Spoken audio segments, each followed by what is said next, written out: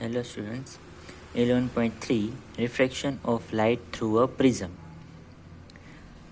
तो आगे हमने देखा था कि जो रिफ्रैक्शन है वो अलग अलग मीडियम में कैसे होता है, जैसे कि हमने ग्लास के स्लैब में भी देखा था। अब देखना है प्रिज्म में। How would light get reflected through a transparent prism. Prism has two triangular bases. जो प्रिज्म होता है उसको दो ट्राइंगुलर बेस होते हैं and three rectangular lateral surfaces, और तीन जो है वो लेटरल सरफेसिस होती है। This surfaces are incline to each other. The angle between its two lateral faces is called the angle of the prism.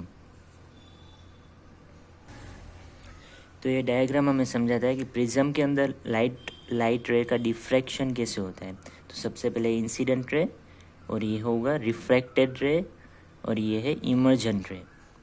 Slab में कैसा होता था, ये इंसिडेंट और इमर्जेंट रे पैरेलल होते थे एक दूसरे के, लेकिन इसमें ऐसा नहीं है। अब इसमें जो ये टर्म सब है वो हमें पढ़ना है। तो पी ही वो है incident ray, E F reflected ray, F S emergent रे, एंगल ए जिसको बोलेंगे एंगल ऑफ प्रिज्म, एंगल आई जिसको बोलेंगे एंगल ऑफ इंसिडेंस, ये वाला angle, angle E angle of emergence, and angle D angle of deviation, कि कितना डेविएट हुआ वो इंसिडेंट से, इमर्जेंट रे कितना डेविएशन हुआ, वो है एंगल ऑफ डेविएशन।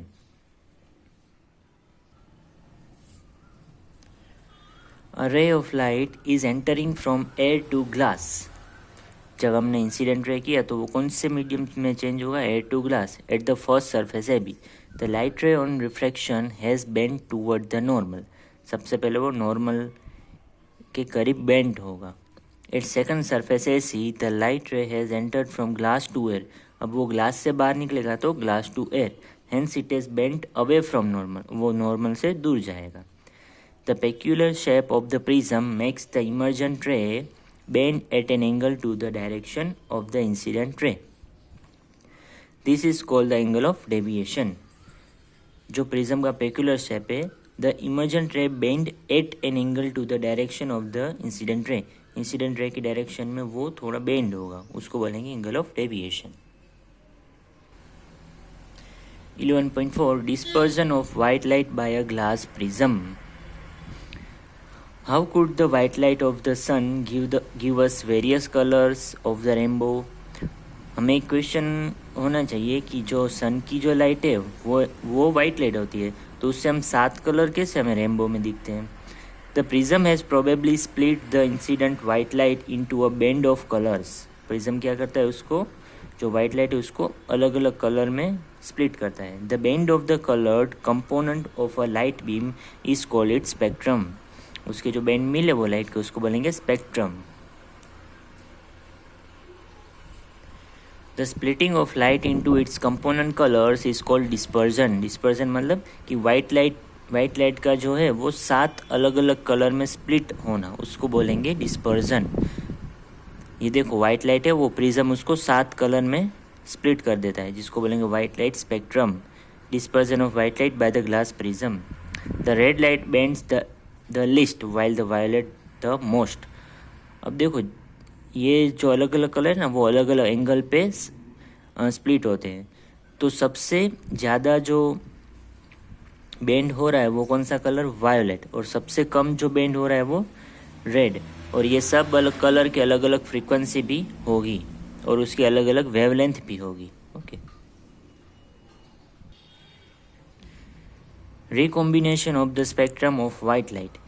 ये वाइट लाइट का हमने 7 अलग अलग कलर में विभाजन तो किया।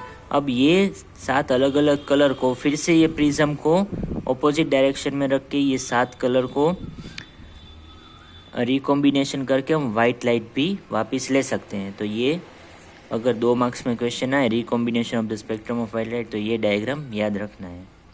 तो ऐसे हम वाइट लाइट को 7 अलग कलर में स्प्लिट भी कर सकते हैं और उसको रिकॉम्बिनेशन करके वाइट लाइट भी वापस हम ले सकते हैं। Sunlight is made up of 7 colours. Rainbow is caused by dispersion of sunlight by tiny water droplets present in the atmosphere।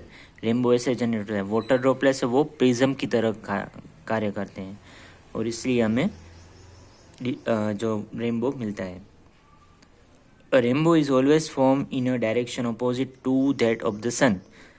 The water droplets act like a small prism.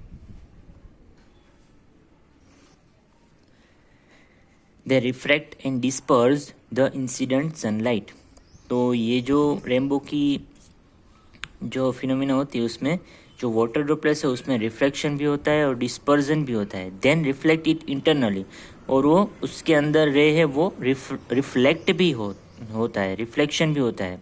And finally reflect it again, फिर से वो reflection होगा when it comes out of the rain drop. तो इसमें 3 phenomena work करती है: reflection, dispersion and reflection.